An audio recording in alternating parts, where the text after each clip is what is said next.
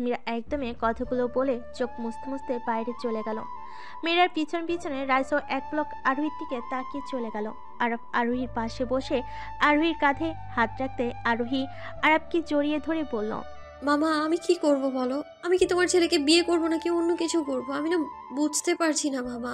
একটা সলিউশন দাও না, তুমি তো অনেক কিছু বোঝো। আরব আরোহীর মাথায় হাত রেখে বলল, তোর মন কি বলে আরু? তোর মন যা বলে তুই তাই কর। আমার ছেলে বলে যে 7 খুন মাপ, কিন্তু না, ও যেন আমার ছেলে। তুইও আমার আদরের পুতুল মেয়ে। ওর থেকে তোর জায়গাটা আমার কাছে বেশি স্পেশাল আরু। তুই বাচ্চা নোস, যা করবি ভেবে করিস মা। আরোহীর ফোনে কল আসাতে আরোহী উঠে বসলো। পকেটে হাত দিয়ে ফোন বের করে স্ক্রিনে সুলতান নামটা জল করছে। আরোহী ভুরু কুচকে ফোনটা ধরে এক পলক আরফার মিরাজের দিকে তাকিয়ে বারান্দায় চলে গেল। আরফার মিরাজ রুম থেকে বের হতেই আরোহী রুমে ঢুকে ফোনটা লাউড স্পিকারে দিয়ে টেবিলের উপর রেখে আলমারি খুলল। আসসালামু আলাইকুম আরোহী। ওয়ালাইকুম আসসালাম সুলতান ভাই, কোনো খবর আছে নাকি? হঠাৎ ফোন করলে যে? খবর তো একটা হাসেই, তবে তুমি সেটা কিভাবে নিবে সেটাই ভাবছি। বুড়োজোড়া কুচকে এলো আরোহীর। কি এমন কথা বলবে সুলতান? কি খবর বলো তো?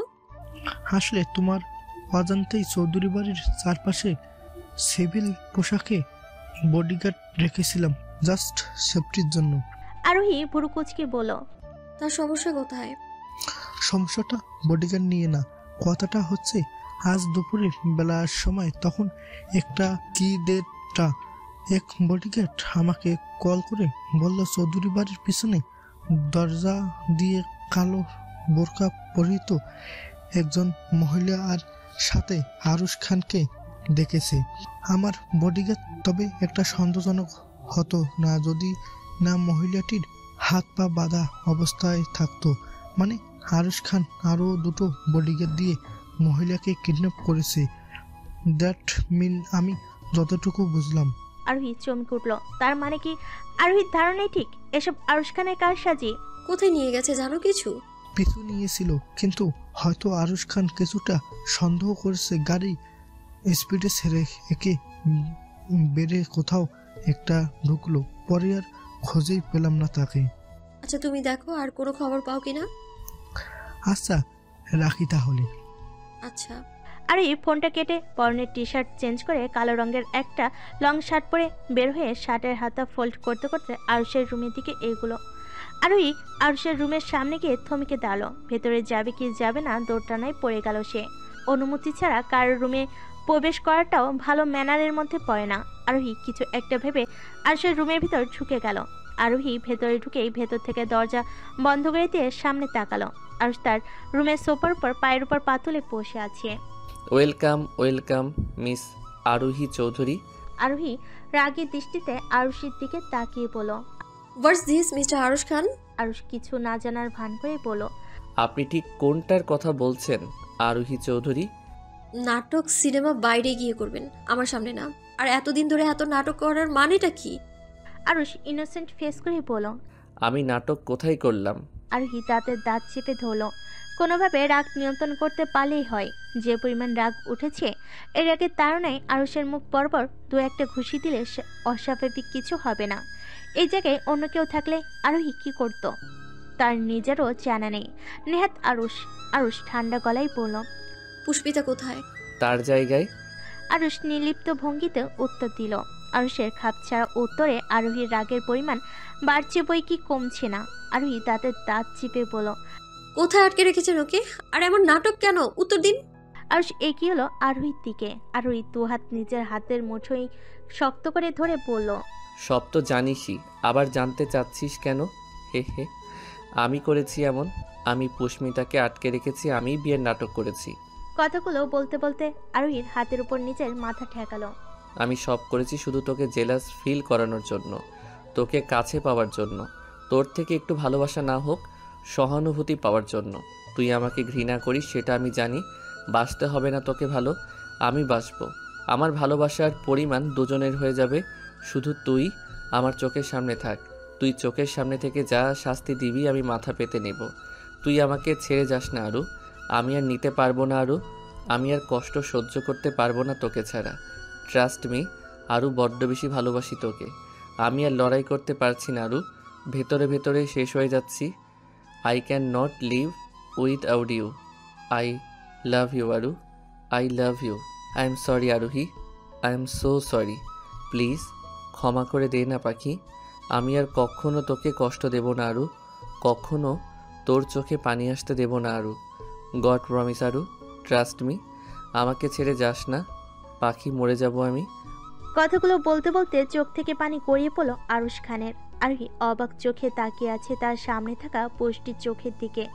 চোখ নাকি কখনো মিথ্যা বলে না, তাহলে কি আরুষ অনুতপ্ত? পরবর্তীতে মনকে ধমকে চুপ করিয়ে মুখে খানিকটা কাঠিন্য ভাব এনে আরোহী থমথমে গলায় বলল, চোখের পানি তো আবার এমনিতেই আসে না। ডক্টর আরুশ খান, আপনি আর কি আসতে দেবেন আর না দেবেন? মানলাম আপনি আমায় ভালোবাসেন, বাই এনি চান্স আমি আপনাকে ক্ষমা করেই দিলাম। তা কি গ্যারান্টি যে পরবর্তীতে আবার একই ঘটনার পুনরাবৃত্তি ঘটবে না? আরুষ করুণ দৃষ্টিতে আরোহীর দিকে তাকালো, থেমে থেমে উত্তর দিল, বল কি করব? কি করলে তুই ক্ষমা করবি আমাকে? ফিরিয়ে দিন না আমার 9টা বছর, ফিরিয়ে দিন আমার ওই 9 বছরের মা বাবার ভালোবাসা, ফিরিয়ে দিন না আমার এই লাইফটাকে, যাতে ছিল না কোনো জটিলতা। পারবেন দিতে? পারবেন না জানি। আর ভালোবাসা, ঠিক কবে থেকে মনে হলো আপনি আমায় ভালোবাসেন ডক্টর আরুশ খান?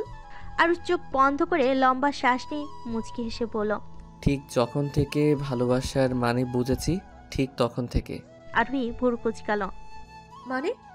আরুষ খানিকটা এগিয়ে এসে আরোহীর চোখে চোখ রেখে বলল, সেই ছোট্টবেলা থেকে আমার এই পুতুল বউটাকে ভালোবাসি। শুধু ভালোবাসি না, অনেক বেশি ভালোবাসি। আরোহী পিছিয়ে গেল। মিথ্যে কথা, আপনি কখনো আমায় ভালোবাসেননি আরুশ খান। ভালোবাসলে কেউ অন্য একটা মেয়ের সামনে ভালোবাসার মানুষকে অপমান করতে পারে না, ভালোবাসার মানুষকে পাগল বলে সম্বোধন করতে পারে না। আর ভালোবেসে যদি পাগল বলতেন আমি মেনে নিতাম, কিন্তু আপনি তো টোটালি না বলেছেন। আপনি আমাকে ভালোবাসেন, আর কি বা শোনার থাকতে পারে আমার? চলে গিয়েছিলাম তো আমি সবটা ছেড়ে, এখন আবার কি নতুন নাটক শুরু করেছেন? ভালোবাসি ভালোবাসি করে মাথার পোকা বের করে দিচ্ছেন। ভালোবাসা কি এতই সস্তা? বিশেষ করে আরোহী চৌধুরীর ভালোবাসা এত সস্তা না। আরোহী পিছনে ফিরে চলে আসতে নিলে আরুষ পিছন থেকে বলে উঠল, আরোহী, আমার কথা শোন। ভুল বুঝছিস আমাকে তুই। এক্সপ্লেন করার সুযোগ দে আমাকে প্লিজ আরু। আরোহী আর শুনল না, চলে এলো নিচের রুমে। এখানে আরেকটু থাকলে নিশ্চিত তার মন গলে যাবে। এই মনটাও হয়েছে একটা, যতই বলে শক্ত থাক, কথাই শুনে না, বেয়াদব মন। আরোহী খাটের উপর বসে ভাবতে লাগলো আরুষের শেষ কথাগুলো। সে কি আসলেই ভুল বুঝেছে? আরুষকে কি এক্সপ্লেন করার সুযোগ দেওয়া উচিত ছিল? আসতে পারি? পরিচিত কণ্ঠ শুনতে পেয়ে বুড়ো কোচকে দরজার দিকে তাকালো আরোহী, থমথমে গলায় বলল, না, আসতে পারেন না। তিয়ান মুচকি হেসে ভেতরে ঢুকতে ঢুকতে বলল, আমি তো ঢুকবোই মায়াবতী। আরোহী ভুল কোচকে জিজ্ঞেস করলো, তাহলে অনুমতি নিলেন কেন? মানা করা সত্ত্বেও যদি ঢুকবেনই। মনে হচ্ছে মেজাজটা আজকাল বেশি হট থাকে। এই যে শীতকাল এসে পড়েছে, ওখান থেকে একটু ঠান্ডা ধার করে নিলেও তো পারো, বড্ড শীত শীত লাগে। আরোহী কটমট দৃষ্টিতে তিহানের দিকে তাকিয়ে বলল, ফালতু পেঁচালের জন্য এসছেন? এক্ষুনি বের হন, নয়তো নাক বরাবর ঘুষি দিয়ে মুখের মানচিত্র বদলে ফেলবে একদম। আরোহীর কথা শুনে তিয়ান হো হো করে হেসে উঠল। মনে হচ্ছে আরোহী কোনো মজার জোকস শোনালো। আরোহী ভুরকুচকে তাকিয়ে আছে তিহানের দিকে। এভাবে হাসার কি হলো? সে তো হাসার মতো কোনো কিছুই বলেনি। পরবর্তীতে মনে হলো পাগলে কি না করে। তিয়ান হাসি থামিয়ে কিছুক্ষণ আরোহীর মুখের দিকে তাকিয়ে সিরিয়াস হয়ে বলল, সত্যিকারের ভালোবাসাকে এভাবে পায়ে ঠেলে দেওয়া ঠিক না আরোহী।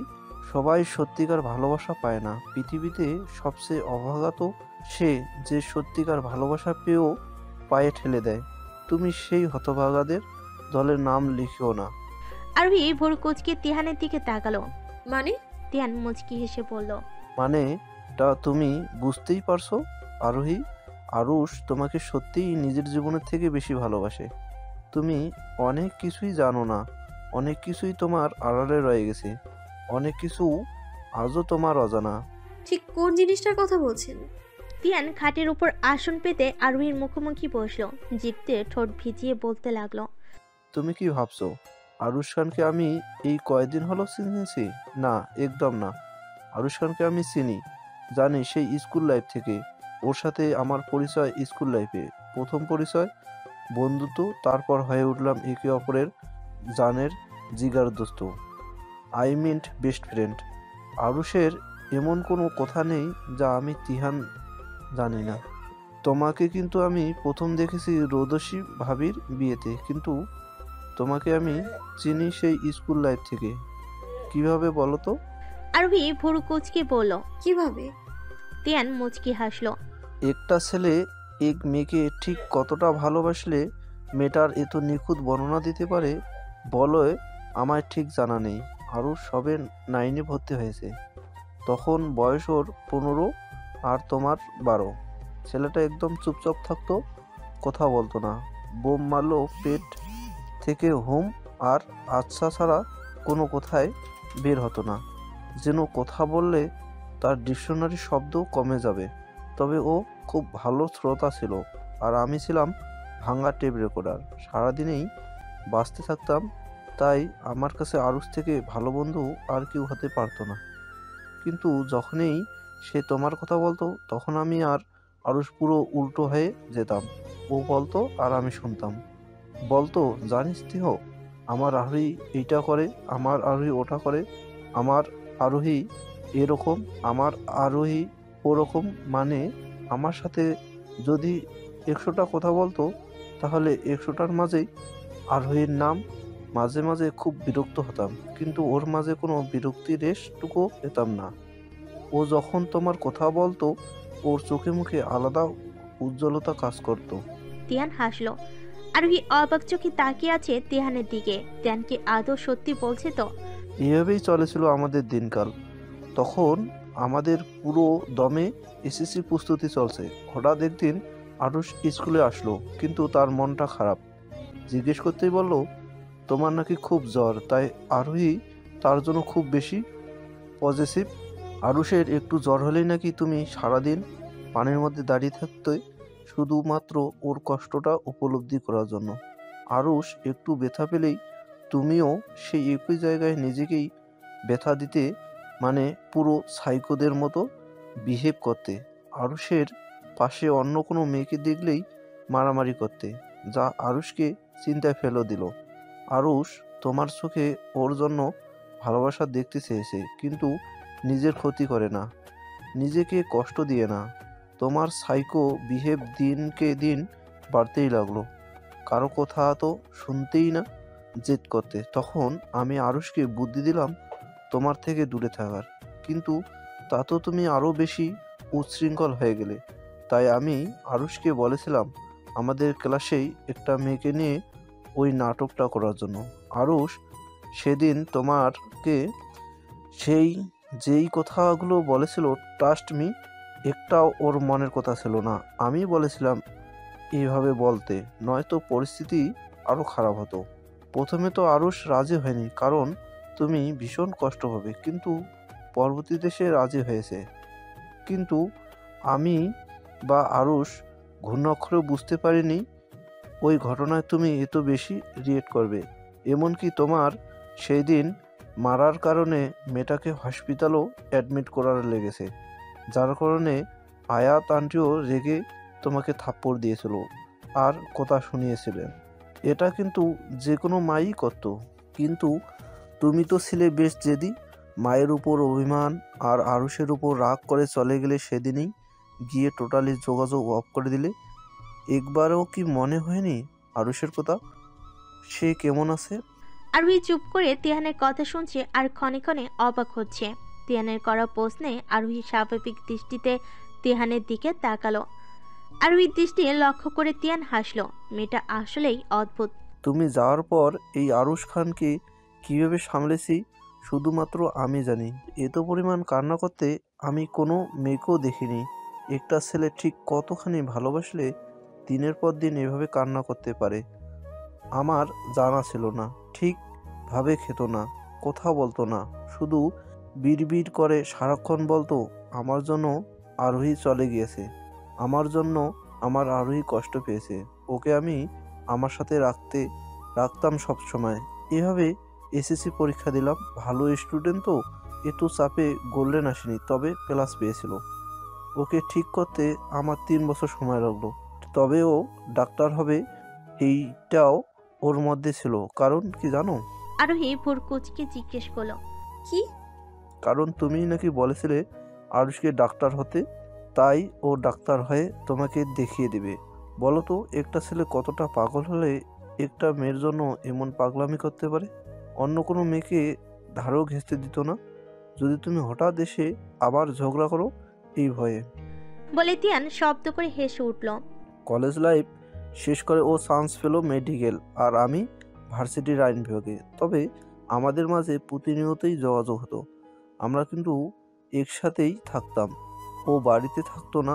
ছেলেটা খুব ভালো আরোহী, আর পাগলের মতো ভালোবাসে তোমায়। ওর প্রতিটা পাগলামির সাক্ষী আমি নিজে। মাঝে মাঝে ঘুমের মাঝেও আরোহী বলে চিৎকার করে উঠতো। ওকে দেখে শুধু মনে হতো ভালোবাসা বুঝি একেই বলে। ওকে দেখেই আমি ভালোবাসার সংজ্ঞা শিখেছি। কিছুটা থেমে আরোহীর দিকে তাকালো তিহান, মুচকি হেসে বলল। আরও অনেক কথা আছে, তবে আজ আর না। যতটুকু বলার প্রয়োজন ছিল বললাম, আর এটা আমার দায়িত্ব ছিল তোমাকে জানানো। এবার ডিসিশন তোমার। আমি জানি তুমি ঠিক ডিসিশনই নেবে মায়াবতী। বলে তিয়ান উঠে চলে যেতে নিলে আরোহী পিছন থেকে বলে উঠল। 2 নৌকায় পা দিয়ে চলা ঠিক না মিস্টার তিহান রেহমান। আমার সাথে ফ্লার্ট করে আমার বোনের সাথে প্রেম করাটা মোটেও ঠিক কাজ না। তিয়ান থমকে দাঁড়ালো, চোখ বড় বড় করে আরোহীর দিকে তাকালো। আরোহী নিচের দিকে ঝুঁকে মুচকি মুচকি হাসছে। এটাও জানো চোখ কান যে খোলা রাখতে হয়। তিয়ান গাল ফুলিয়ে বলল। দেখো আরোহী, 1 বছর পিছনে পিছনে ঘুরে নতুন নতুন প্রেমটা শুরু করলাম। কাবাব মেয়ে হাড্ডি যেন হয়ে যেও না। আরোহী মুচকি এসে তিহানের দিকে তাকালো। আমি বড় বোন হই ভুলে যান কেন? কাবাবে হাড্ডি নাই বা হলাম, ভিলেন তো হওয়াই যায় তাই না? বলে আরোহী মুখ টিপে হাসলো। তিয়ান অসহায় দৃষ্টি নিক্ষেপ করলো। বেচারা সত্যি সত্যি টেনশনে পড়ে গেল।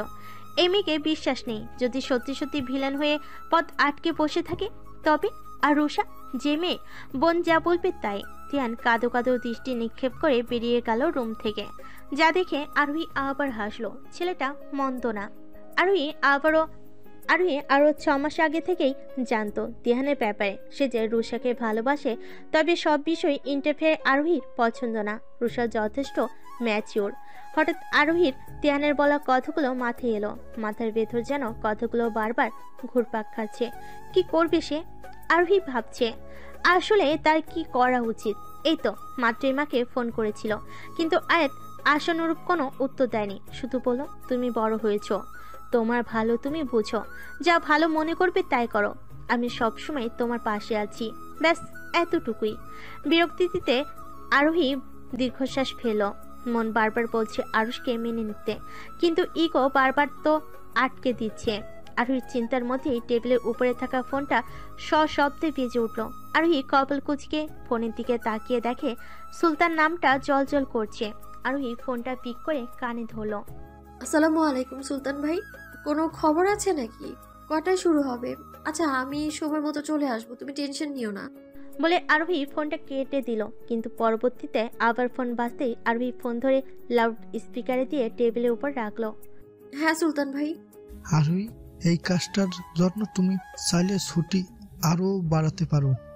আরোহী দীর্ঘশ্বাস ফেল। প্রয়োজন হলে বাড়াবো, আপাতত ইচ্ছে নেই। আর শোনো, হুম? তোমার বিডি ট্রান্সফারের ব্যাপারে স্যারের সাথে কথা হয়েছে আমার। আরোহী ভুল কুঁচকাল। BD transfer? আয়াত ম্যাম বলেছেন। মা যখন বলেছে, মেয়ে হিসেবে এটা পালন করা আমার দায়িত্ব। কতকাল আর মা মেয়ে আলাদা থাকবে, তাই আমি ইচ্ছে করে বলেছি। আরোহী কিছু বলো না, সেও এটাই ভাবছিল। সুলতান পুনরায় বলল। স্যার বলেছেন তুমি যদি এই কেসটা সলভ করতে পারো তবে তোমার প্রমোশন নিশ্চিত, আর বিডি ট্রান্সফার ও কনফার্ম, সাথে বাংলাদেশের সেনাবাহিনীর মেজর পদেও যোগ দিতে পারবে। সেইভাবেই কাগজপত্র পেশ করা হবে, আর এটা স্যার নিজে করবেন। আরোহী ছোট করে বলল। রাখি, 5টায় অপেক্ষা করো, আমি ঠিক সময় মতো চলে আসবো। ঠিক আছে। বলে ফোনটা কেটে দিল। আরোহী ঘড়ির দিকে তাকিয়ে দেখে 4:30 বাজতে চলো।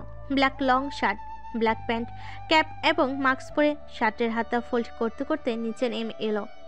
আরভি চারপাশে তাকিয়ে দেখে মানুষজন তো কমার নামই নেই, উল্টো বাড়ছে। পুরো ড্রয়িং রুম জুড়ে মানুষের আনাগোনা। আরোহীকে আরাফের গা ঘেঁষে দাঁড়ালো। আরব ভুরকুচকে তাকাতে আরোহী আরফের কানের কাছে গিয়ে ফিস ফিস করে কিছু একটা বলতে আরব বাড়ির বাইরে চলে গেল। আরোহী গিয়ে সোফার উপর বসলো। সামনে দাঁড়িয়ে থাকা রুষাকে কিছু একটা ইশারা করতে রুষা ছুটে উপরে চলে গেল। সবাই উৎসুক দৃষ্টিতে আরোহীর দিকে তাকিয়ে আছে। তাও ঠিক বুঝতে পারছে না আসলে আরোহী কি করতে চাইছে। প্রায় মিনিট তিনেকের মাথায় রুষা আরুষের হাত ধরে টানতে টানতে নিচে নামিয়ে আনছে। আর আরুষ রুষাকে বারবার জিজ্ঞেস করছে কোথায় নিয়ে যাচ্ছে, কিন্তু রুষা কিছুই বলছে না। আরোহী খেয়াল করলো আরুষ রুষাকে এটা সেটা জিজ্ঞেস করলো, টেনে আনতে কোনো প্রকার বাধা দিচ্ছে না। রুষা সিঁড়ি দিয়ে আরুষকে টেনে এনে সোফায় বসিয়ে দিল। আরোহী আরুষকে খেয়াল করতেই প্রথমে তার নজর এলো তার লাল হয়ে যাওয়া নাকের ডগা আর কান। আরুষ যখন খুব বেশি কান্না করে তার কান আর নাক লাল হয়ে যায়, তা আরোহীর খুব ভালো করে জানা আছে। আজও ব্যতিক্রম হয়নি।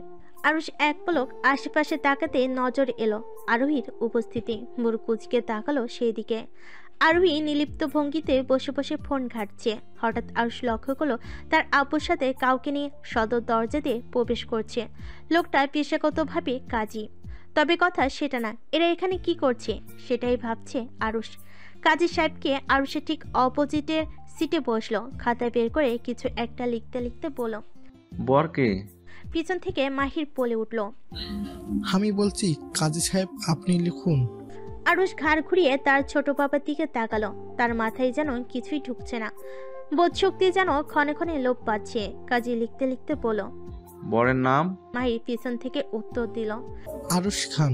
আরুষ চমকে পিছনে তাকালো। তার বিয়ে কি করে সম্ভব? আর পাত্রীকে?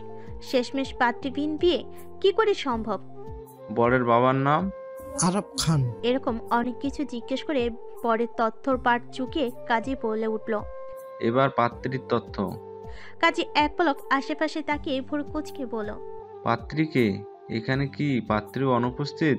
আরুষ উৎসুক দৃষ্টিতে তাকিয়ে আছে পাত্রীকে জানার অপেক্ষায়। শুধু আরুষ নয়, ড্রয়িং রুমের প্রতিটি সদস্যের চোখ একই কথা বলছে। আরুহি এতক্ষণ মোবাইল ঘাঁটছিল। হঠাৎ বসে থেকে উঠে দাঁড়িয়ে মোবাইল পকেটে ঢুকাতে ঢুকাতে কাজীর সামনে গিয়ে দাঁড়ালো। কেন কাজী সাহেব আমাকে কি পাত্রী বলে মনে হয় না? কাজী অবাক চোখে তাকিয়ে আছে আরোহীর দিকে। এই প্রথম মনে হয় কোনো বিয়ের কনেকে শার্ট আর প্যান্টে দেখলো। কাজী যেমন অবাক হয়েছে, আরোহীর এমন কথাই চৌধুরী বাড়িতে যেন বাজ পড়ল। সবাই বিস্ফোরণ দৃষ্টিতে আরোহীর দিকে তাকিয়ে আছে। আরোহী সবার দিকে এক পলক তাকিয়ে ঘাড় বাঁকিয়ে পড়ল। What happen? সবাই এভাবে তাকিয়ে আছো কেন? ভুল কিছু বললাম? আরোহী দৃষ্টি ঘুরিয়ে কাজীর দিকে তাক করলো। সোফায় বসতে বসতে বলল। পাত্রী আমি, তাড়াতাড়ি করুন কাজী সাহেব, বের হতে হবে আমায়। কাজী চমকে উঠল, নিজেকে সামলে লিখতে শুরু করলো। পাত্রীর নাম? আরোহী চৌধুরী, বাবা আবরার চৌধুরী। আর কিছু লাগবে? বাসা? বাংলাদেশের যে কোনো এক জায়গায় লিখে দেন, হয়ে যাবে। কাজী অবাক হয়ে আরোহীর দিকে তাকালো। আরোহী নিচে লেখার জন্য ইশারা করতেই কাজী বাকি সবগুলো পূরণ করলো। আরুষের যেমন সব মাথার উপর দিয়ে যাচ্ছে। রেজিস্টার কাগজে সই করতে দিলে আরুষ এক পলক আরোহীর দিকে তাকিয়ে সই করে দিল। পরবর্তীতে আরোহীর কাছে দিলে সে বিনা বাক্যে কাগজে সই করে উঠে দাঁড়ালো। পকেট থেকে ফোন বের করে সুলতানকে কল করলো। চঞ্চল পায়ে ড্রয়িং রুম ত্যাগ করলো সে। হ্যালো সুলতান ভাই, কোথায় তুমি? ওপাশ থেকে সুলতান কিছু বলতেই আরোহী বলে উঠল। তুমি ওখানে থাকো, আমি বাইক নিয়ে আসছি। বলে আরোহী ফোন পকেটে রেখে বাইকের চাবি বের করে বাইকে বসে হেলমেট মাথায় দিয়ে বাইক স্টার্ট দিল। কিছু দূর সামনে আসতে নজরে এলো সুলতানকে। সুলতানের সামনে বাইক পার্ক করে পিছনে রাখা হেলমেটটা এগিয়ে দিল তার দিকে। সুলতান বিনা বাক্যে পিছনে উঠে বসলো। আরোহী বাইক স্টার্ট দিল। প্রায় 30 মিনিটের মাথায় আরোহীর বাইক এসে পৌঁছালো একটা বক্সিং কম্পিটিশনের জায়গায়। একটা বড় হলরুমের মাঝে একটা স্টেজে বক্সিং কম্পিটিশনটা অনুষ্ঠিত হচ্ছে। প্রায় 100-2 মানুষ তো হবেই এর চারপাশ ঘিরে। আরোহী বাইকের আয়নায় মাস্কে ঢাকা মুখের অবয়টা এক পলক দেখে নিল। না, ঠিক আছে সব। ভিড় ঠেলে এগিয়ে গেল সামনে। মনের মধ্যে চলছে কোনো এক ছক পূরণের দীর্ঘ প্রচেষ্টা। হলরুমের বাইরে থেকে ভেতরকার মানুষের চিৎকার করে বলুক আর যাই বলুক, শুনতে পেশ গ্রাম্য মাছ বাজারের থেকে কম কিছু লাগছে না। আরোহী বারবারই কোলাহল অ্যাভয়েড করে, তবুও ঘুরে ফিরে এই মরার কোলাহলেই আসতে হয়। প্রায় মিনিট 10 হবে আরোহী হলরুমের ঠিক দরজার সম্মুখে কিছুটা দূরে দাঁড়িয়ে আছে, আর ভেতরকার চিৎকার চেঁচামেচিতে বারবার নাক মুখ খিচে বিরক্তি প্রকাশ করছে। সুলতান বেশ অনেকটা সময় ধরে আরোহীকে লক্ষ্য করছে, অথচ মেয়ের ভেতরে যাওয়ার কোনো লক্ষণই যেন দেখতে পাচ্ছেন না। আসন্নরূপ ফল দেখতে না পেয়ে কিছু বলার জন্য ঠোঁট ভিজালো, আস্তে করে বলে উঠল, ভেতরে যাবেন না? যাব। আরোহীর ঝটপট উত্তরে দীর্ঘশ্বাস ফেলল সুলতান। মেয়ের মতিগতি বোঝা দেয়। সুলতান এই প্রথম কোনো মেয়েকে এত সিরিয়াস মোমেন্টগুলোতে এত শান্ত থাকতে দেখে, আর অবাক হয় সে বারবার, যেখানে তার মতো একজন তাগড়া যুবক এত শান্ত মেজাজে মানুষের মাথা গরম হয়ে যায়, আর আরোহীর মতো এত উগ্র মেজাজের মানুষ ঠান্ডা থাকে। আসলেই অদ্ভুত। আরোহী কিছু একটা ভেবে সামনে যেতে যেতে বলে, চলো ভেতরে যাওয়া যাক। চেঁচামেচি কিছুটা হলেও কমেছে, এতক্ষণ তো মাছের বাজার বানিয়ে রেখেছিল। সুলতান পরিপ্রেক্ষিতে কিছুই বলল না। আরোহীর পিছনে পিছনে সেও হলরুমের ভিতরে প্রবেশ করলো। আরোহী সতর্ক দৃষ্টিতে এক পলক দেখে নিল চারপাশে। সন্দেহ করার মতো তেমন কিছুই যেন নজরে আসছে না তার। এতেই যেন সন্দেহের পরিমাণটা বেড়ে গেল আরোহীর। আরও দুবার নজর ঘুরিয়ে ভিড় ঠেলে এগিয়ে গেল মঞ্চের দিকে। এতক্ষণে 2 রাউন্ড শেষ হয়ে 3য় রাউন্ড শুরু হয়েছে। কম্পিটিশনটা শুরু হয়েছে বোধহয় 4টায়। আরোহী স্টেজের দিকে পূর্ণ দৃষ্টি নিক্ষেপ করলো। কুচকুচি কালো মতন একটা শক্তপোক্ত চেহারার লোক। বয়সটা ঠিক আরোহী ঠাউর করতে পারল না, তবে চেহারার অহংকার বিদ্যমান। একের পর এক অংশগ্রহণকারীদের হারিয়ে যেন অহংকার তত্তর করে বাড়ছে। শেষ অংশগ্রহণকারীকে হারিয়ে যেন অহংকারটা আরো 200 গুণ বেড়ে গেল। স্টেজ থেকে চিৎকার করে বলতে লাগলো, আর কেহ আছো যে আমায় হারাইব? এই আমজাদকে হারাইব?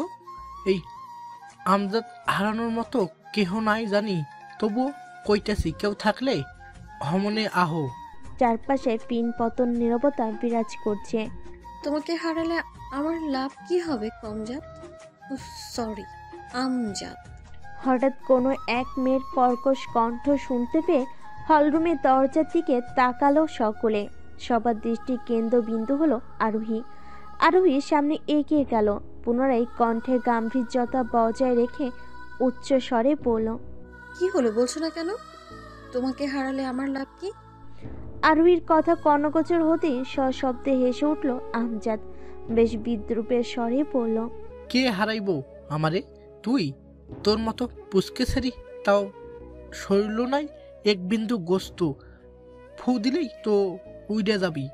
তুই আবার আইসস আমার লগে প্রতিযোগিতা করতে?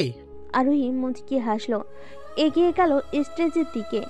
লাফতে স্টেজে উঠে বক্সিং গ্লাভস পরতে পরতে এক পলক উৎসুক জনতার দিকে তাকিয়ে পুনরায় আমজাদের দিকে তাকিয়ে বলল, আগে বলো তোমাকে হারিয়ে আমার লাভটা কোথায়? আমজাদ মুখে তাচ্ছিলের হাসি দিয়ে বলল, তুই যা করবি তাই। আরোহী ভুর কুচকে বলল, সত্যি? হইও সাহস সত্যি, আর হামজাদ কখনো তার কথার খেলাপ করে না। আরোহী সবার দিকে নজর ঘুরিয়ে বলল, আপনার কিন্তু সাক্ষী। সকালে উচ্চস্বরে বলে উঠল। জি। আরোহী মুচকি হেসে কন্ট্রোলারকে বলল, আপনি শুরু করেন। কন্ট্রোলার স্টার্ট বলতেই শুরু হলো কম্পিটিশন। সকলের দৃষ্টিতে অপেক্ষা আর শেষটা দেখার আকাঙ্ক্ষা থাকলেও সুলতান বেশ আরামেই বসে বসে কম্পিটিশন উপভোগ করছে, কারণ তার হয়তো ফলাফল জানাই আছে। প্রথমে আরোহী আর আমজাদ বেশ অনেকক্ষণ ঘুরে ঘুরে হিট করেছে, তবে হিটগুলো আমজাদই করেছে, আরোহীর তা হাত দিয়ে প্রতিহত করেছে। প্রায় 4-5টা দেওয়ার পর আরোহী হুট করে আমজাদের ঘাড় বরাবর একটা ঘুষি দিতেই আমজাদ নিচে পড়ে যায়। ঘুষিটা এত জোরেই দিয়েছিল যে বেচারা আমজাদ আর সোজা হয়ে বসতেই পারছে না। আরোহী নিচে ঝুঁকে গেল। স্টেজের ফ্লোরে বার 2-1 টোকা দিয়ে আমজাদের কানের কাছে ঝুঁকে পড়ল, ছোটবেলায় পড়েছিলাম অহংকার পতনের মূল। আজ স্বচক্ষে দেখলাম। মেয়ে বলে অবহেলা করাটাই তোমার দুর্বলতা। তোমার ভালোর জন্য জানিয়ে দিলাম, আমি আরোহী চৌধুরী, বক্সিং চ্যাম্পিয়ন। তোর মতো কত কমজাতকে যে সোজা করলাম, আর তুমি তো ওফ। আমার কিন্তু এখানে আসার মূল কারণ তোমার সাথে বক্সিং ছিল না, তবে ভালোই লাগলো। বলে আরোহী সোজা হয়ে দাঁড়ালো, ঘাড় বাঁকিয়ে কন্ট্রোলারের দিকে তাকিয়ে বলল, হসপিটালে অ্যাডমিট করুন। মনে তো হয় না 1 সপ্তাহ আগে ঘাড় সোজা হবে, তবু দ্রুত হসপিটালে নিয়ে যান। আর এই হল রুমের তত্ত্বাবধানে যারা ছিল তাদের রেখে বাকিদের বের করে দিন। আরোহীর কথা শুনে কন্ট্রোলার বেশ আমতা আমতা করতেই আরোহী চোখ পাকিয়ে আমজাদকে দেখিয়ে বলল, এই অবস্থায় যেতে চান? না, আমি এক্ষুনি সবাইকে বের করছি। প্রায় 10 মিনিটের মাথায় হলরুমের গুটি কয়েক মানুষ ছাড়া সব ফাঁকা। তার মানে এরাই হলো হলরুমের পরিদর্শক। আরোহী ঘাড় বাঁকিয়ে সবার দিকে দৃষ্টি ঘুরালো। এতক্ষণে আমজাদকে নিয়ে চলে গেছে কেউ। সুলতানকে ইশারা করতে সুলতান হলরুমের দরজা লাগিয়ে দিল। ওই লোকগুলোর মধ্যে থেকে খাটো মতন একটা লোক এগিয়ে এলো স্টেজের দিকে। এই কে রে তুই? এখানে কি করিস? মারার পাকনা গজাইছে নাকি? আরোহী হাসলো। কোমর থেকে রিভলভারটা বের করে কপালে স্লাইড করতে করতে হেঁটে স্টেজের দিকে মাঝ বরাবর গেল। কণ্ঠ উঁচু করে বলল, এই রিভলভারে মাত্র 6টা গুলি আছে। এখান থেকে যদি নিজের শরীরে নিতে না চাও, তবে যে যেখানে আছো দাঁড়িয়ে থাকো। আগানোর কিংবা অ্যাটাকের বিন্দুমাত্র চেষ্টা করো না। হাতে রিভলভার দেখে কারোর আর আগানোর সাহস হলো না।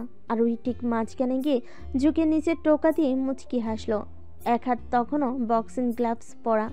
আরোহী সর্বোচ্চ শক্তি দিয়ে নিচে একটা পাঞ্চ করতেই কুড়মুড় শব্দে ভেঙে গেল স্টেজের মাঝখানটা।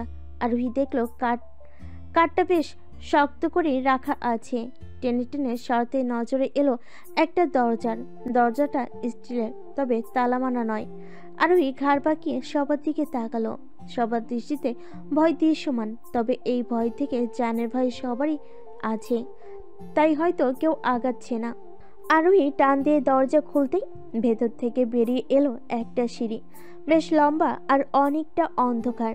আরোহী ভাবছে তার কি আগে ভেতরে যাওয়া উচিত, নাকি আগে ভালোভাবে পর্যবেক্ষণ করে নেওয়াটাই উচিত। কাজ করার আগে ভালোভাবে ভাবতে হয়। আরোহী ঠিক সেটাই করছে। ভেতর থেকে কেমন যেন শব্দ আসছে। ভেতরে কেউ কি আছে? যদি থাকে, কে ওখানে? আরোহী ঘাড় ঘুরিয়ে ওই লোকগুলোর দিকে তাকালো। ঘুটঘুটে অন্ধকার, চারপাশে একটু আলোর ছটাকও নেই। মোবাইলের ফ্ল্যাশ লাইট অন করে একটু একটু করে নিচে নামছে আরোহী। পিছনে পিছনে সুলতানও আসছে। সুলতানকে আনতে চায়নি, কিন্তু সুলতান এক প্রকার জোর করেই এসেছে। একটা মেয়েকে বিপদের মুখে একা কি করে আসতে দেবে সে? উপরে অবশ্য গার্ড আছে, সবাইকে নিয়ে হয়তো থানায় পৌঁছে গেছে। আরও কিছুটা নিচে যেতেই আরোহীর নজরে এলো সূক্ষ্ম আলোর রেখা। হাত দিয়ে মাস্কটা আর একটু ভালো করে পরে নিল। পিছনে ঘুরে এক পলক সুলতানকেও পরখ করলো। আলোক রেখাটা লক্ষ্য করে এগিয়ে গেল সেই দিকে। উপর থেকে যে আওয়াজটা আসছিল তার কিছুই এখন শোনা যাচ্ছে না, তবে আরোহীর মনে হচ্ছে আশেপাশে কেউ আছে, কিংবা অন্য কিছু হতে পারে। সাবধান থাকতে হবে। আরোহী চোখের কোণাতে এক পলক আশেপাশে তাকালো। কোমর থেকে রিভলভারটা বের করে স্টার্ট করে হাতে চেপে রাখলো। সামনে এগিয়ে যেতেই প্রথমে কিছু লাল রঙের ড্রাম তার নজর কাড়ল। ভুরুকুচকে ড্রামগুলোর দিকে তাকালো। একটা ড্রামের ঢাকনা খুলতে গিয়ে যেন খুলল না। কি ভেবে খানিকটা ঝুঁকে আঙ্গুল দিয়ে টোকা দিল। মনে হচ্ছে ভেতরে পানি জাতীয় কিছু একটা আছে। আরোহী সোজা হয়ে দাঁড়িয়ে একটানে খুলে ফেললো ড্রামের মুখ। তীব্র ঝাঁঝালো গন্ধ বেরিয়ে এলো তৎক্ষণাৎ। তরল জাতীয় কিছু একটা দিয়ে ড্রাম ভর্তি। বিদ্ঘুটে গন্ধ বের হচ্ছে। গন্ধটা চিনতে আরোহীর মিনিমাম সময়টুকু লাগলো না। বিদেশ থেকে আমদানিকৃত মদ। বিদেশে বড় হওয়া একজন মানুষের পক্ষে এসব গন্ধ ধরা কোনো ব্যাপার না। তার উপর আরোহী এসব কেচ অরহ পাচ্ছে, ঘাটছে, দেখছে।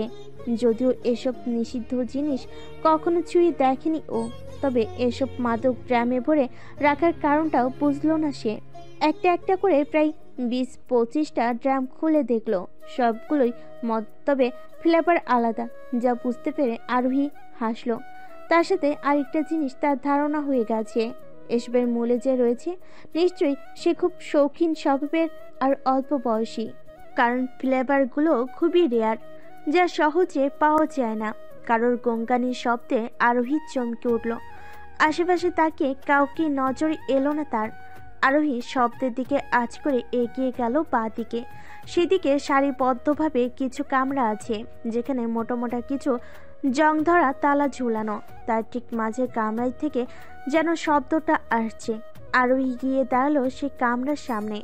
সূক্ষ্ম দৃষ্টিতে এক পলক দরজার দিকে তাকালো, নজর ঘুরালো তালাটার দিকে। এটা বেশ পুরনো, জং ধরা, তবে তেল জাতীয় কোনো পদার্থ দেওয়া, মানে তালাটা সচরাচর খোলা হয়। আরোহী দরজা দুটো টোকা দিল, সাথে সাথে ভেতরের আওয়াজটা বন্ধ হয়ে গেল। বুড়ো কুচকে বোঝার চেষ্টা করলো সে আসলে ভেতর থেকে আওয়াজটা আসছে কিসের। মনে হচ্ছে কাউকে বেঁধে রাখা হয়েছে, মুখ বাঁধার ফলে শুধু গঙ্গানির শব্দটাই আসছে। আরোহী পকেট থেকে ধারালো প্লেট জাতীয় কিছু বের করে তালাটা আলতো হাতে ধরল। তালার মাথায় দু একটা আঘাত করতেই সহসাই তালাটা খুলে গেল।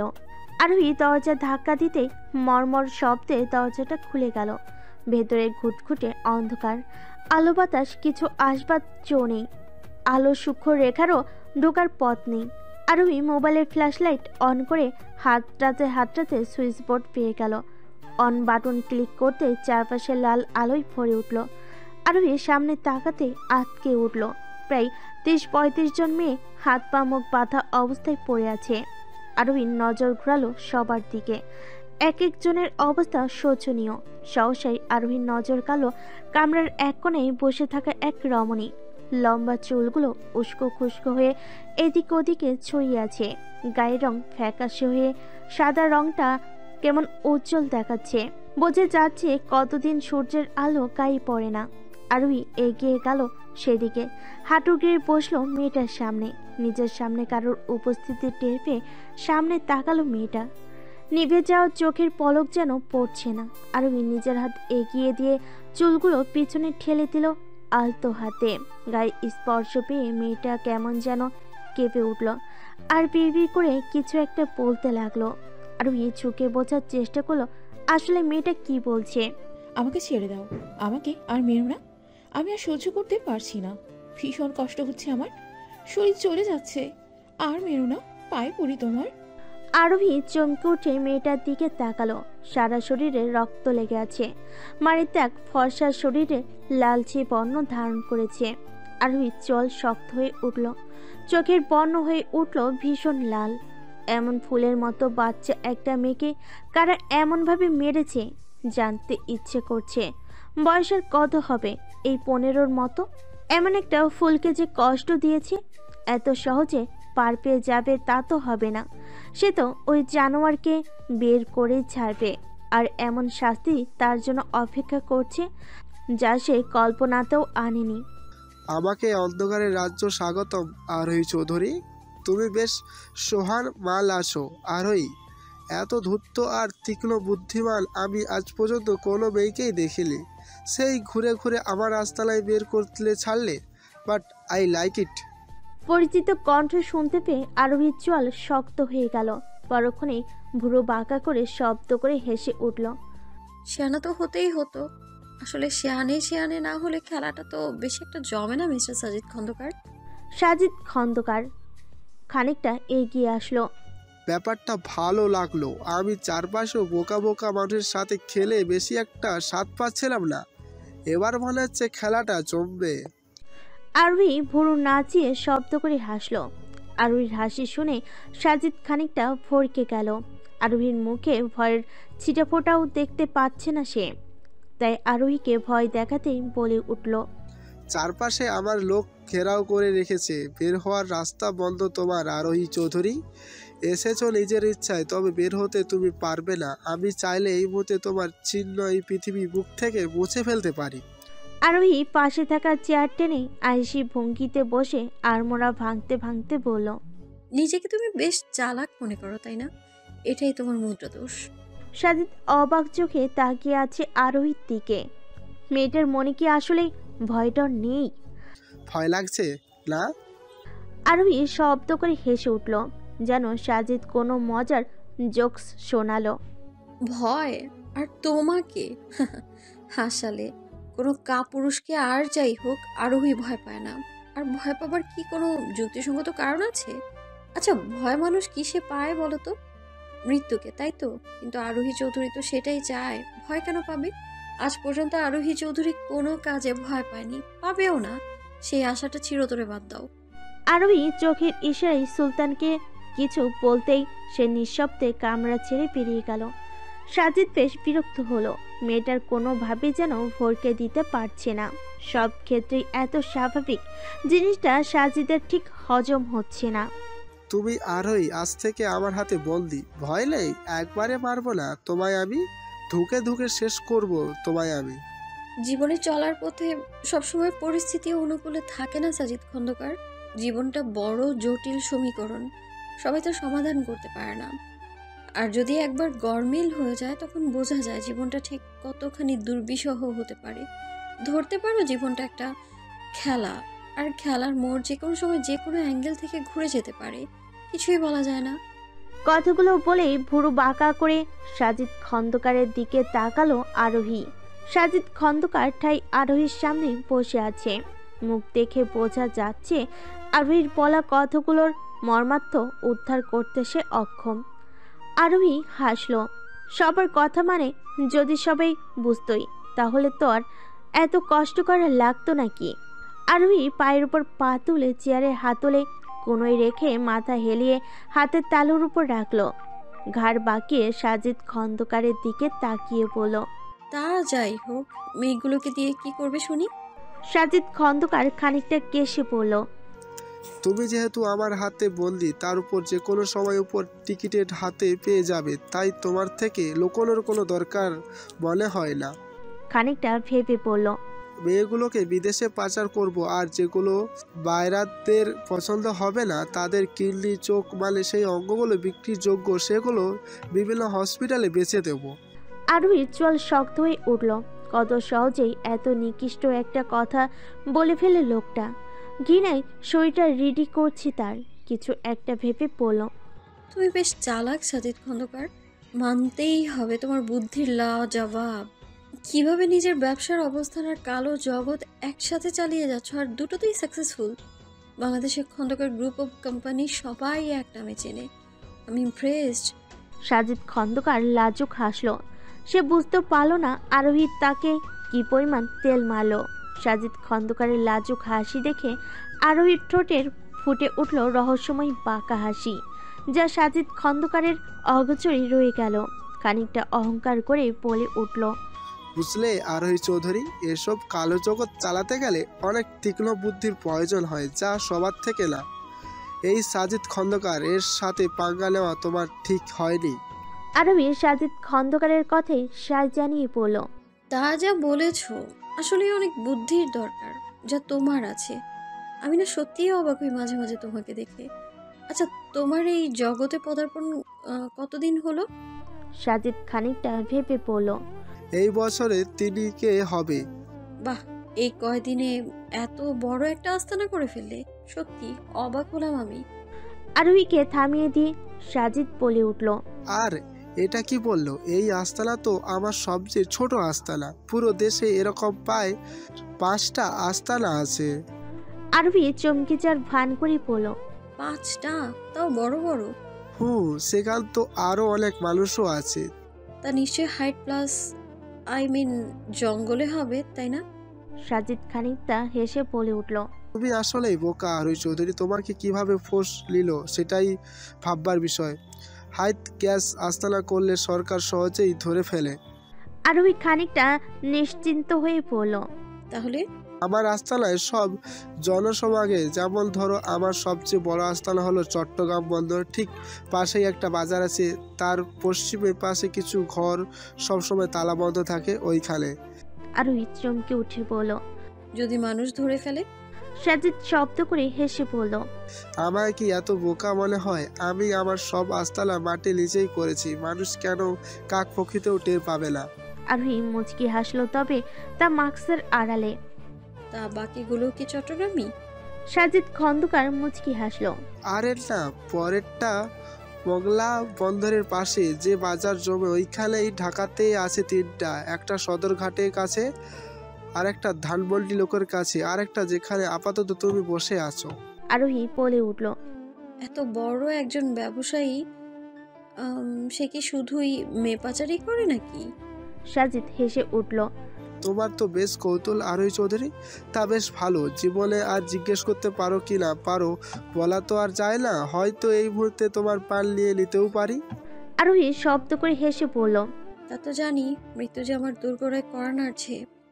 তার মানে তুমি স্বীকার করছো আমি তোমাকে মারার ক্ষমতা রাখি? আলবাত রাখো। এত বড় বড় কাজ করতে পারলা, আর আমার মতো একজন নগণ্য মানুষকে মারা তো তোমার বাঁ হাতের খেলা। সাজিদ খন্দকার আবারও শব্দ করে হাসল। হাসি যেন তার মুখ থেকে সরছেই না। তা ভালো বলেছো। ধরতে পারো এটা আমার মৃত্যুর পূর্ববর্তী ইচ্ছে। বলো তো, শুধু কি নারী পাচার করো? না হয় শুধু নারী না, সাথে শিশুও আছে, সাথে সমস্ত প্রকার বেইমানি, ড্রাগস, আমদানি রপ্তানি তো হয়। আরোহী চমকে উঠে বলল। ড্রাগস কিরকম আর কতদিন ধরে?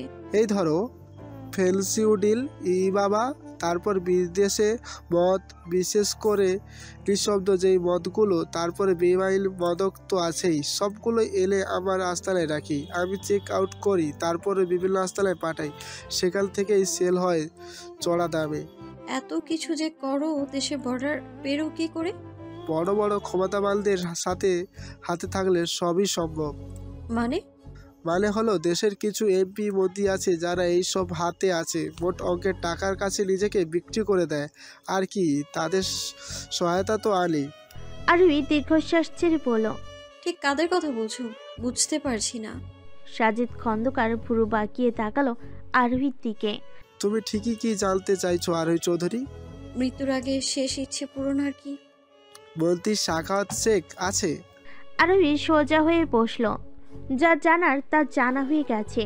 কিছু মানুষ নিজেকে এতটাই চালাক মনে করে যে সে ছাড়া হয়তো পৃথিবীতে চালাক বলে আর কেউ নেই, অথচ তারাই মাঝে মাঝে সবচেয়ে বোকার মতো কাজ করে বসে।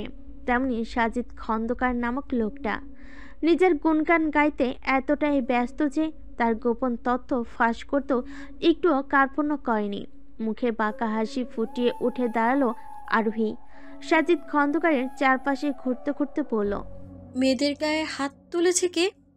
সাজিদ খন্দকার নিলিপ্ত কণ্ঠে বলল। আমার লোকেরা মেরেছে।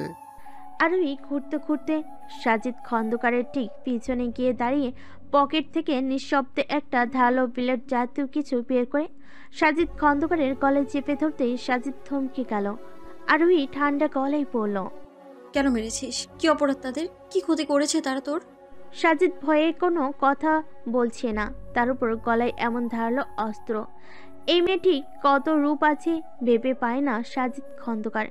এই তো মাত্র এত ভালো ভালো কথা, আবার এখনই আরেকটু। অস্ত্রটা যেভাবে ধরেছে, একটু এদিক সেদিক হলেই সোজা উপরের টিকিট হাতে দিবে। সাজিদের উত্তর না শুনে যেন আরোহীর শরীরের রগগুলো তপ তপ করে জ্বলে উঠছে। আরোহী বেশ জোরে গলায় ছুরিটা আর একটু চেপে ধরতে বলে উঠল। কেন মেরেছিস? কি ক্ষতি হচ্ছে তারা তোর? কি শত্রুতা আছে তোদের সাথে? গলা হালকা একটু কেটে চুইয়ে চুইয়ে রক্ত পড়ছে। আরোহীর যেন সেই দিকে কোনো খেয়ালই নেই।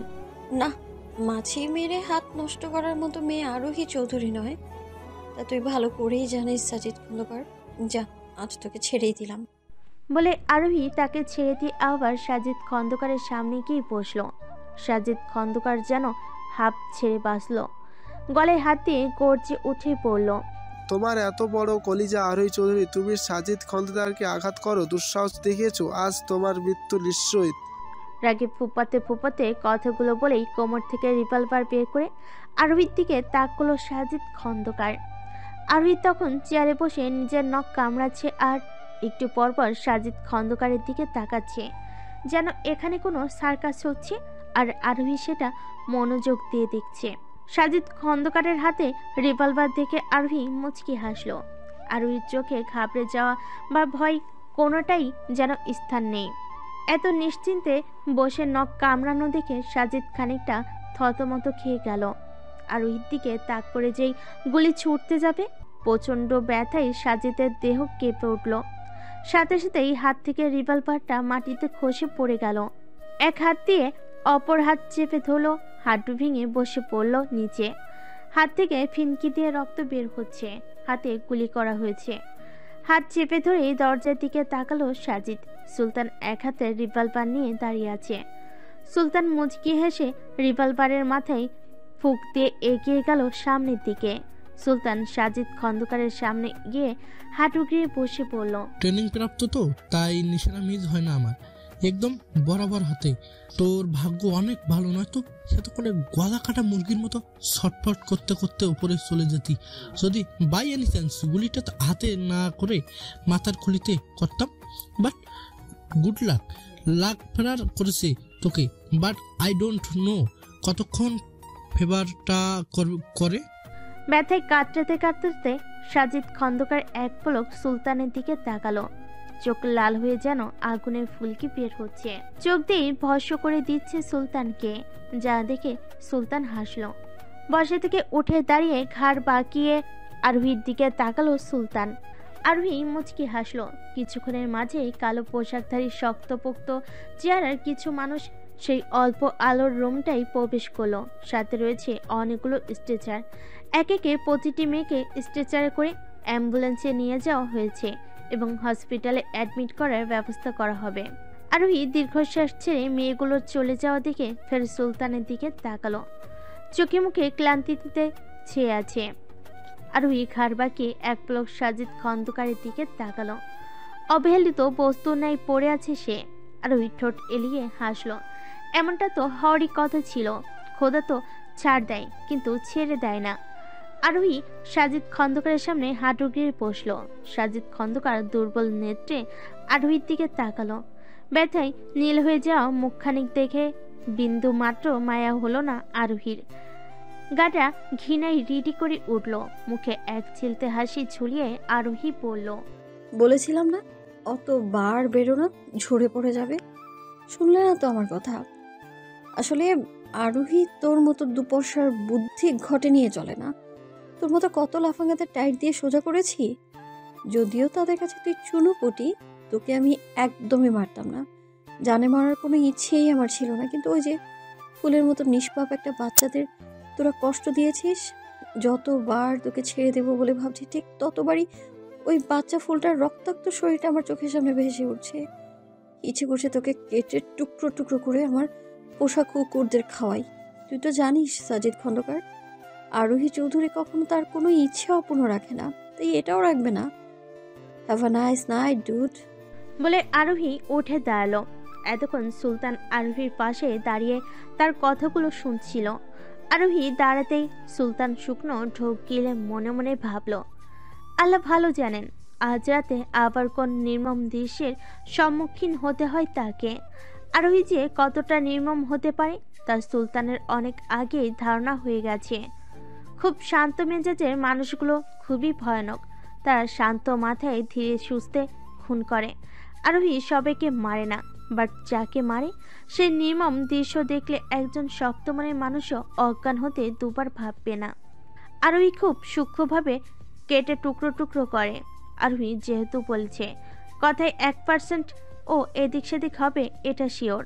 আরোহী পকেট থেকে ফোন বের করে মোবাইলের দিকে দৃষ্টি নিক্ষেপ করে সুলতানকে উদ্দেশ্য করে বলল, রাত 12টার মাঝে ওকে আমার কাছে দেখতে চাই, অ্যাট এনি কস্ট। আর মেয়েগুলোর যেন যথাযথ চিকিৎসা হয় সে বিষয়ে খেয়াল রাখবে। কাজে কোনো হেরফের পছন্দ না আমার। বলে আরোহী বের হয়ে গেল। সুলতান এদিকে আরোহীর যাওয়ার দিকে তাকিয়ে দীর্ঘশ্বাস ফেল। ভালোই রেগে আছে বোঝা যাচ্ছে। আরোহীর চেহারা দেখে বোঝার উপায় নেই সে রেগে আছে নাকি অন্য কিছু। এতটা শক্ত হতে আর কোনো মেয়ে মানুষকে সুলতান মনে হয় না দেখেছে। সুলতান পকেট থেকে ফোন বের করে কাউকে কল করতেই 2 মিনিটের মধ্যেই একজন কালো রঙের পোশাকধারী দুজন লোক দরজা দিয়ে প্রবেশ করলো। সুলতান কিছু একটা ইশারা করতে লোকগুলো এক এক করে সাজিদ খন্দকারের দিকে তাকিয়ে সেদিকে গেল। স্ট্রেচারে শুয়ে বেরিয়ে এলো রুম থেকে। সবশেষে সুলতানও বেরিয়ে এলো ওই রুম থেকে। হাত ঘড়ির দিকে তাকিয়ে দেখে রাত প্রায় 8টা বাজতে চলো। আরোহী তো এতক্ষণে চলে গেছে। তাই সুলতান আর কিছু না ভেবে রাস্তায় এসে একটা ট্যাক্সি ডেকে উঠে পড়ল। একটা লম্বা ঘুমের দরকার তার, আবারও খিদেও পেয়েছে, কিন্তু বাড়িতে তো আর বনি যে রেঁধে বেড়ে রেখেছে সে গিয়ে মাত্রই খাবে। গিয়ে নিজেরই রান্না করতে হবে, সব কাজ এক হাতেই করতে হবে, কিছু তো আর করা যাবে না। কিন্তু এবারের ব্যবস্থা তো একটা করতেই হবে, বয়স তো আর কম হলো না। দেখতে দেখতে 30-এর কোটে পা রাখলো, এবার একটা বিয়ে না করলেই না। ঘড়ির কাঁটায় যখন 8:30, আরোহী ড্রয়িং রুমে প্রবেশ করতে দেখলো সবাই একসাথে বসে আছে। আয়াত আর আবরার পাশাপাশি বসে কি বিষয় নিয়ে কথা বলছে। পাশে রুষা বসে বসে মোবাইল কোতাকুতি করছে। আরব আর মাহির নিজেদের মধ্যে কিছু একটা বলছে, আর মিরাজ রাইসা মোবাইলে কিছু একটা করছে। আর সোফার এক কোণায় আরুষ বসে আছে, পাশে একজন হুজুর। আরোহী ভুরু কুঁচকে তাকালো হুজুরের দিকে। এখানে এত রাতে হুজুর কি করছে সেটাই ভাবছে সে। সবাই যার যার মতো কাজ করছে, আরোহীর উপস্থিতি এখনো তাদের অবগত নয়। সবাই এখানে থম মেরে বসে আছো কেন? কারোর জন্য অপেক্ষা করছো নাকি? আরোহীর কথা শুনে সকলে আরোহীর দিকে তাকালো। আপনার আরোহীর দিকে তাকিয়ে বলল, তোমার জন্যই অপেক্ষা করছি। আরোহী ভুরু কুঁচকালো। আমার জন্য? কিন্তু কেন? দেখো আরোহী, তুমি যেহেতু রেজিস্টার কাগজে সই করেই দিয়েছ, ধর্ম নিয়ম বলেও তো একটা কথা আছে।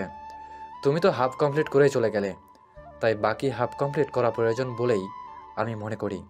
আরোহী আপনারের কথাই ভাবার তো উদ্ঘাটন করতে সক্ষম। সে ধীর পায়ে সোফায় গিয়ে বসে হুজুরের উদ্দেশ্যে বলল, হুজুর যা করার তাড়াতাড়ি করুন তো, আমি ভীষণ ক্লান্ত, যে কোনো সময় মাথা ঘুরে পড়ে যেতে পারি। হুজুর এক পলক আরোহীর দিকে তাকিয়ে খাতা বের করলো। পুনরায় বিয়ের রিচুয়াল অনুযায়ী 3 কবুলের মাধ্যমে বিয়ে সম্পন্ন করলো। মোনাজাত শেষ করে আরোহী উঠে দাঁড়ালো। এখনো পূর্বের মতো আরুষ নিশ্চুপ, তা নিয়ে আরোহী মাথা ঘামালো না। গটগট পায়ে সিঁড়ি বেয়ে উপরে উঠে গেল। নিকশ কালো রজনী, আকাশে নক্ষত্র কিংবা চন্দ্রের রেশ মাত্র নেই। সময়ের সাথে পাল্লা দিয়ে আকাশের কালো রংটা যেন আরো গাঢ় আকার ধারণ করেছে। মেঘেদের ছোট ছোট খেলা চলেছে পুরো আকাশ জুড়ে, হয়তো নিচে নামার প্রয়াস চালাচ্ছে। জানালার গ্রিলে মাথা ঠেকে একমনে আকাশ দেখে যাচ্ছে আরোহী। চন্দ্রবিলাস আকাশে কি এমন আছে যেখানে তাকিয়ে থাকতে এত ভালো লাগে? বুঝতে পারে না আরোহী। চোখের চশমাটা এখনো চোখে আটসাট করে সেটে আছে। আরোহী সচরাচর চোখের চশমা লাগায় না, নিতান্তই মাথা ব্যথার কারণে। আগে চশমা লাগালে মাথা ব্যথা কমে আসতো, কিন্তু আজকাল তা সময়ের সাথে পাল্লা দিয়ে বাড়তে থাকে। ভেতরে ভেতরে অসুস্থ অনুভব হলো, বিশেষ একটা পাত্তা দেওয়া পড়ে না সেখানটায়। রুমের বাতি জ্বালানো হয়নি, সবগুলো জানালার পর্দা টেনে ডিভাইনে এসে বসলো আরোহী। ঘড়ি কাঁটা টিক টিক করে জানান দিচ্ছে সে সবে মাত্র একটার ঘরে পৌঁছাতে পারলো। রুমে বিন্দুমাত্র আলো ঢোকার চান্স নেই। যাও রাস্তার আলো বাতিগুলো জানালার কাজ ভেদ করে ভেতরে আসতে চাইছিল, তাও সামনে ভারী পর্দার আস্তরণের জন্য আশা হয়ে উঠল না। ল্যাপটপটা অন করে পরনে অ্যাশ রঙের টি শার্টের ফুল স্লিভ এক হাতে খানিকটা টেনে ফোল্ড করতে করতে এক পলক ল্যাপটপের দিকে তাকালো। ব্লুটুথটা কানের সাথে সেট করে দক্ষ আঙ্গুলগুলো চালালো ল্যাপটপের কিবোর্ডের উপর। হঠাৎ ব্লুটুথে টুংটাং আওয়াজ হতেই আরোহী ঘাড় ঘুরিয়ে ফোনের দিকে নজর দিল। সুলতানের কল দেখে খানিকটা অবাক হলো সে। ব্লুটুথ কানে রেখেই কল রিসিভ করলো, আবারও দক্ষ আঙ্গুলগুলো ল্যাপটপের কিবোর্ডে চালালো, তবে এবারের গতি পূর্বের থেকে কম। হ্যালো সুলতান ভাই। আরোহী, হেড অফিস থেকে কল এসেছিল, ইমেলটা তোমার অ্যাকাউন্টে জমা হয়েছে, তুমি হয়তো দেখোনি। আরোহী কপালে চিন্তার ভাঁজ ফেলে পড়ল। হেড অফিস থেকে কেন? এনি প্রবলেম সুলতান ভাই? সুলতান হাসলো। না, প্রবলেম নেই, তুমি ইমেলটা চেক করো, দেন আমাকে ইনফর্ম করো, আমি লাইনেই আছি। আরোহী চকিত নজরে ল্যাপটপের দিকে তাকালো। যা করছিল তা স্কিপ করে ইমেল অ্যাকাউন্টে ঢুকলো। হেড অফিস থেকে ইমেল এসেছে, সেটা অন করতে আরোহী দেখতে পেল তার ট্রান্সফার লেটার সাথে বিভিন্ন তথ্য সমেত এবং জয়নিং লেটারও অ্যাড করা। আরোহী দেখা শেষ করে পুনরায় সাজালো বলার জন্য। এত ফাস্ট কেন সুলতান ভাই? আমি তো মাত্রই কাজটা কমপ্লিট করলাম। সরকারি কাজ তো, তাই টাইম টু টাইম সব কিছু হয়। স্যার তো বলেছিল, এই তুমি যদি কাজটা করতে পারো তবে তোমার ট্রান্সফার কনফার্ম। হুম। আর শোনো, তুমি যেহেতু ফোর্সেই ছিলে তাই তোমার ট্রেনিংটা নিতে হবে না, তবে র্যাকিংটা নিজেই করতে হবে। আপাতত লেফটেন্যান্ট পদে থাকবে, তারপর ধীরে ধীরে র্যাকিং বাড়বে। হুম।